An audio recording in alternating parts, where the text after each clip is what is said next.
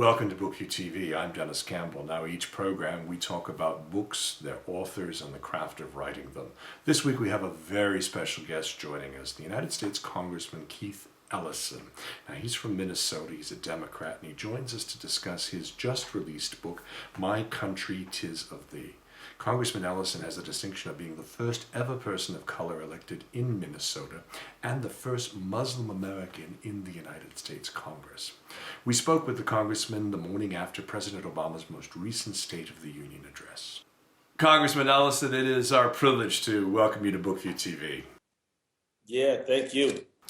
Let's start with the title, if we could, sir. The My Country 'Tis of Thee. Now, it brought back memories of both the anthem we sang in school as well as the national anthem tune here in the UK to which it's set to, God Save the Queen. And, of course, the lyrics appeared in Dr. King's great speech. You talk about its significance to you as a young African American, and you actually included that stirring last stanza that many have likely not heard. Is there a chance you could share that with us and its significance to you? My country 'tis of thee, stronghold of slavery, of thee I sing. Land where my fathers died, land where man's rights deride. From every mountainside, thy deed shall ring. My native country thee, where all men are born free, if one's skin is white. I love thy hills and dales, thy mounts and pleasant vales, but hate thy Negro sails as foul as sight. Pretty powerful. Where did that come from? Well, that was written by abolitionists well over 100 years ago who really believed in the beauty and greatness of America and thought that slavery diminished that. And so it was penned in 1843 by a man named A.G. Duncan. And that particular version is a part of who we are. It's a part of our national heritage. We shouldn't run from it, but we should use it as an example of, when dedicated people set their mind at improving this country, they can do it. Because slavery did end, and Jim Crow segregation ended. And so we're always trying to make a more perfect union. Now, you talked in your primary victory speech of being positive and building bridges, and had some fairly strong words against negative campaigning and the walls that it builds. And I have to ask, with congressional dysfunction where it is today, 80% disapprove of the GOP, 72% disapprove of the Democrats in Congress. Where is the love that was so important in that campaign today, and can anything be done in Congress? Yeah, well, the heart of the problem with Congress is that it does not closely approximate the American people. Not enough. Over 50% of the members of Congress would be considered millionaires. A very tiny percentage of Americans would be considered millionaires, less than 1%. In fact, the 1% starts at about $350,000 a year. So if you're making $1 million a year, you definitely are less. You're in a smaller group than the 1%. And so, that's the reality. We need a greater dose of democracy in the U.S. Congress. We need our institution to reflect what Americans are going through every day, more so. And again, there's a lot of well-to-do people who are very compassionate and do a lot of great things, and we're grateful for them. But there becomes an institutional bias where the majority are from a certain economic station, it's the idea of somebody living on food stamps or needing food stamps becomes kind of theoretical to them. Unemployment insurance becomes something that happened to someone else. And the real, difficulties of finding a job become sort of abstract. So that's what happens when we have this huge economic bias that we now are facing.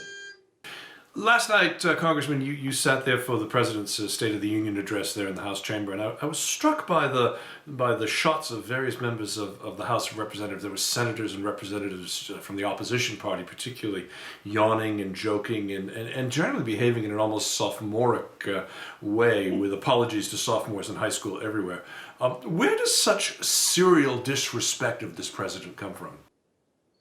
Well, a lot of times, people will surmise various motives, but I think it's important to remember that Bill Clinton was under vicious attack by the other side too.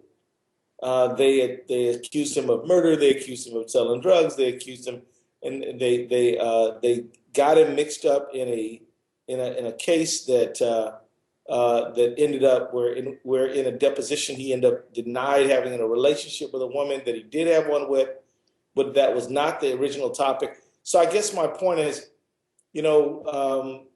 politics is a blood sport, has been going on a long time in America. It's not new. There are some features of the president that I think do sort of raise an eyebrow about what certain motives may be, and they're the obvious ones, right?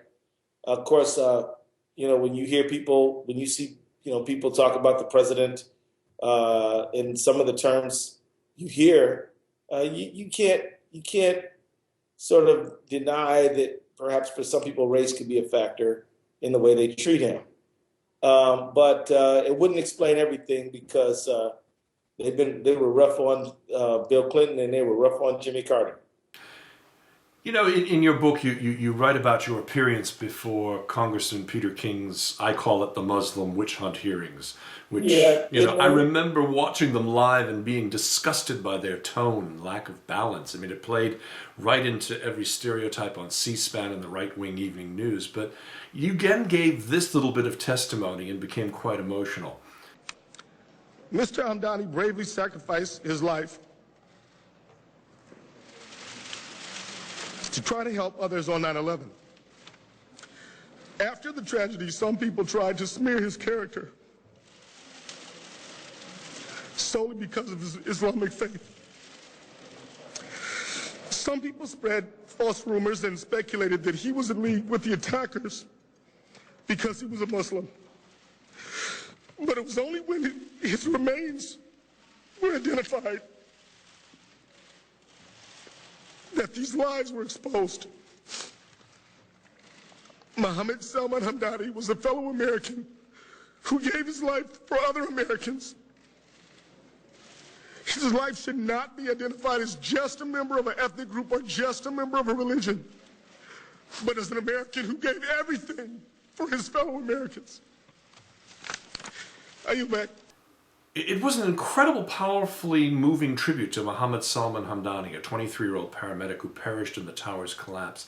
I have to ask, where did that come from, and did you ever anticipate the type of reaction it would get?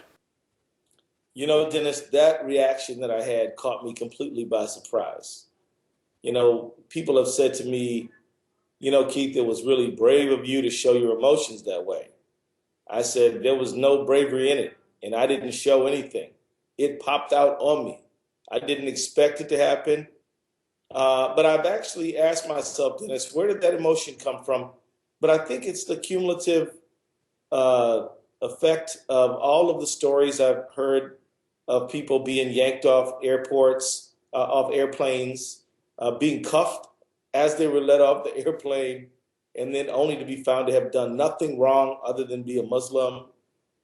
Stories about, seeing hijabs or head scarves pulled off, racial epithets, nasty comments by respected public officials, and even, the whole Park 51 so-called, Ground Zero Mosque controversy. All those things, I think, had a cumulative effect, which led me to sort of an outpouring of emotion at that moment. I mean, and Talat Hamdani, Salman's mother, was a beautiful, gracious woman, immigrated to the United States from Pakistan, hardworking, good people, and meeting her, and just experiencing her decency, I think that kind of all kind of came together. Sure. Now, Congressman, your swearing-in ceremony in 2007, the beginning of your first term, became a moment of potential controversy in the media machine and blogosphere on the right. Now, your intention was not, of course, to swear in on the Holy Bible, rather the Quran, which is your holy book. And although the Tea Party was not yet identified as such, there were a number of conservatives that came out in full force. What was it like to walk in your shoes in that moment and to face such withering, uninformed criticism? Well, it's surprising. I actually, it caught me by surprise. I was served in the Minnesota State Legislature for 2 terms, and during that time, even though I have an English name, Keith Ellison, all of my colleagues knew that I was Muslim. I would take time out for prayer. I would fast during Ramadan, and I even had my imam, which is a Muslim prayer leader, come and do the opening prayer for our session, as is our habit to have a clergy person do that every day. So everybody knew it, and so but nobody cared. It was like, well, so what? You're Muslim, I'm Baptist, and he's Catholic, and what's for lunch? But when I ran for Congress, it suddenly became the point of a lot of fascination. And it really shocked me and surprised me. I even inquired of some of my friends, what is this all about? And someone pointed out, look, you're being elected a few years after 19 people who claimed Islam, committed the worst act of terrorism in our nation's history. This is a thing. It's almost as if a few years after Pearl Harbor, a Japanese American were elected to the U.S. Congress. Well, excuse me, but indeed you did actually say that in the course of the writing of the book, that was somebody actually talked about that. To share with us your response to the notion of someone basically said to you that it would be the same as if someone after 5 years of World War II of Japanese American descent decided to run for the Congress. Yeah, well, my response, then, was that, wow, that really does put it into some perspective. And but I reached out to people not on the basis of religion, but about common things that we share, things that we as Americans and even citizens of the world share, which is we want to be treated fairly. We want to worship as we please or not. We want to, see our children be successful and have an opportunity for economic prosperity. And so in my campaigns, I've emphasized these things. And so even though my constituency is less than 1% Muslim, or about 1% perhaps, it's never really been an issue at home. But abroad, it has been a big deal. And in Washington, it has met with some sort of attention. And when I got elected, when I decided to swear in on the Quran, which is really not even the official ceremony, it's actually simply a symbolic photo op. That moment really provoked some people into some interesting reactions. And indeed, the book that you swore in on was the Jefferson Quran. Explain the significance of that one. That was a brilliant piece of maneuvering there. Well, Thomas Jefferson was widely read and was curious about nearly everything. He was, of course, a founder of the United States, and was actually donated his library to the Library of Congress. But right after I got elected, or actually right before I got elected, I was being interviewed on Somali late night cable television. Didn't think anybody was watching, but the host asked me, if you win, what will you swear in on the Quran? And I said, well, I hadn't thought about swearing in on anything. I'm trying to win an election. And he said, but if you win, what will you swear on? And he pressed the issue. And I said, yeah, I'll swear on the Quran. So apparently somebody other than Somalis is watching late night Somali cable television because the right wing just went bonkers. And Dennis Prager, who's a well-known radio talk show host, compared my actions to that of Osama bin Laden. I mean, there was a lot of hyperbole flying around. And one of my, who would end up being one of my colleagues, Virgil Goode, wrote a letter to his constituents saying that that unless we pass the Virgil Goode immigration bill, many more Muslims would go to Congress and demand to be sworn in on the Quran. Of course, the problem was that I was born in the United States, as was my father and mother before me, and they before them. So that didn't really apply, but it didn't stop people from some outrageous behavior. You know, at the end of the day, when I did swear in on the Jefferson Quran, I went through the book and I got a whole new appreciation for religious liberty in America. I mean, Thomas Jefferson, before he had ever helped write the Establishment Clause, which says the Congress shall make no law establishing a state religion, he actually, in the state of Virginia, wrote a bill guaranteeing the freedom of religion. And in fact, the Constitution of the United States only mentions religion 2 times, both in the negative. One, in the First Amendment, Congress shall make no law establishing religion, and then later that Congress will never require a religious test for service in public office. Those are the 2 mentions. So it really kind of was a teachable moment for all of us. Now, when we return, we'll talk more with Congressman Ellison about his book, My Country, 'Tis of Thee. We'll especially take a look at his youth growing up in Detroit and his conversion to the Islamic faith. All this when Bookview TV continues. Stay right here.